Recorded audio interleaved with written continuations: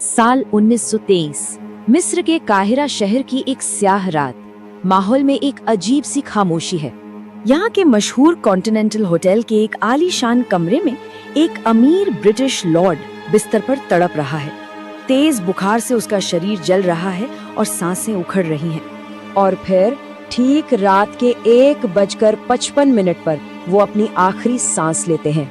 लेकिन ठीक इसी पल एक नहीं, दो नहीं, बल्कि 3 अजीबोगरीब घटनाएं एक साथ होती हैं। पहली, पूरे काहिरा शहर की बिजली एक साथ चली जाती है, हर तरफ खूब अंधेरा। दूसरी, हजारों मील दूर इंग्लैंड में लॉर्ड कार्नवान की पालतू कुत्तियां सूजी अचानक जोर से चीखती है और वहीं दम तोड़ देती है। ये कोई मामूली मौत नहीं थी, ये तो बस एक 3000 साल पुराने राज की पहली खौफनाक कड़ी थी। जानते हैं ये आदमी कौन था? ये वही लॉर्ड कार्नरवॉन थे जिन्होंने कुछ महीने पहले ही पुरातत्ववेत्ता हॉवर्ड कार्टर के साथ मिलकर राजाओं की घाटी में सदियों से छिपे एक मकबरे के दरवाजे को खोला था। उस वक्त अफवाह उड़ी कि मकबरे के बाहर मिट्टी की एक तख्ती पर ये भयानक चेतावनी लिखी थी। बस यही एक लाइन और पूरी दुनिया के अखबारों ने इसे छापकर एक ऐसी किंवदंती को जन्म दिया जिसे हम आज भी जानते हैं। लॉर्ड कार्नवान की मौत तो बस एक शुरुआत थी। इसके बाद तो जैसे मौतों का एक ऐसा खौफनाक सिलसिला शुरू हुआ जिसने पूरी दुनिया में दहशत फैला दी।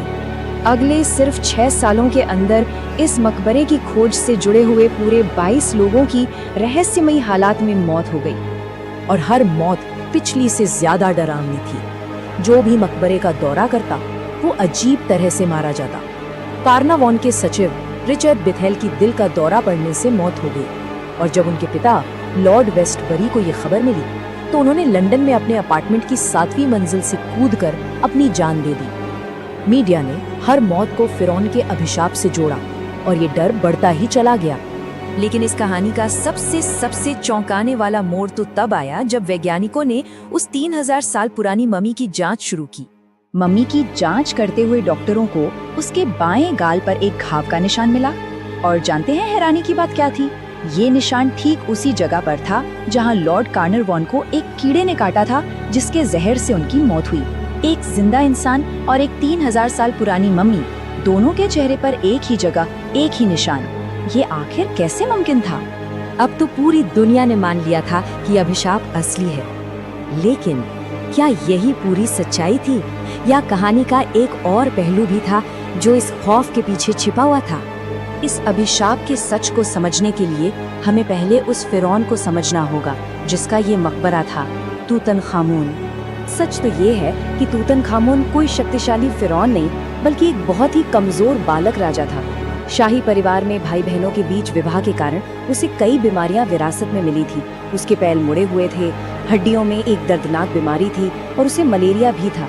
वो इतना गुमनाम था कि उसकी मौत के बाद आने वाले राजाओं ने उसका नाम तक मिटा दिया और शायद यही वजह थी कि उसका मकबरा 3000 सालों तक किसी की नजर में नहीं आया। तो चलिए अब उस अभिशाप की कहानी पर वापस लौटते हैं और एक एक करके इसकी सच्चाई को जानते हैं। सबसे बड़ा झूठ, वो अभिशाप वाली तख्ती। सच तो ये है कि ऐसा कोई शिलालेख मकबरे पर कभी मिला ही नहीं। ये पूरी कहानी एक पत्रकार ने अपनी तरफ से बना दी थी जब टीम के एक सदस्य ने उसके सवाल का जवाब देने के बजाय सिर्फ मुस्कुरा दिया था। सोचिए, एक मुस्कान से दुनिया का सबसे मशहूर अभिशाप पैदा हो गया। और वो काहिरा का ब्लैकआउट। अरे 1920 के दशक में काहिरा में बिजली जाना एक बहुत ही आम बात थी। ये बस एक इत्तेफाक था कि बिजली ठीक उसी पल चली गई जब लॉर्ड कार्नरवॉन की मौत हुई। तो फिर इन मौतों की असली वजह क्या थी? जवाब विज्ञान के पास था। पहली वजह, हजारों साल से बंद मकबरों में खतरनाक फफूंद पैदा हो सकती है जो जानलेवा साबित हो सकती है। दूसरी वजह, लॉर्ड कार्नरवॉन पहले से ही बहुत बीमार थे और उस जमाने में पेनिसिलिन जैसी दवाएं नहीं थी, इसलिए एक छोटा सा कीड़े का काटना भी उनकी मौत का कारण बन गया।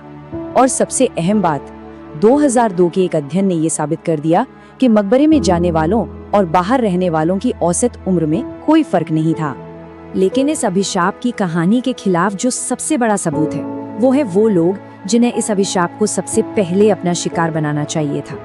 लॉर्ड कार्नरवॉन की बेटी लेडी एवेलिन, जो उनके साथ मकबरे में दाखिल हुई थी, वो 78 साल की उम्र तक जिंदा रही।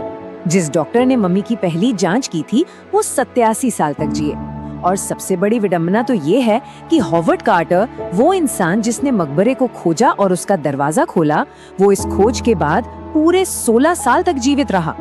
जब तक वो जिंदा रहे, लोग उनसे इस अभिशाप के बारे में पूछते रहे और उनका जवाब हमेशा हमेशा एक ही होता था। तो अगर ये कहानी अभिशाप की नहीं है तो फिर किस बारे में है? ये कहानी है एक गुमनाम राजा को मिली एक नई जिंदगी के बारे में।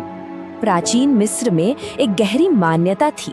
वो मानते थे कि किसी इंसान की असली मौत तब होती है जब दुनिया में उसका नाम लेने वाला आखिरी इंसान भी मर जाता है। 3000 सालों से तूतनखामून का नाम खामोशी में दफन था।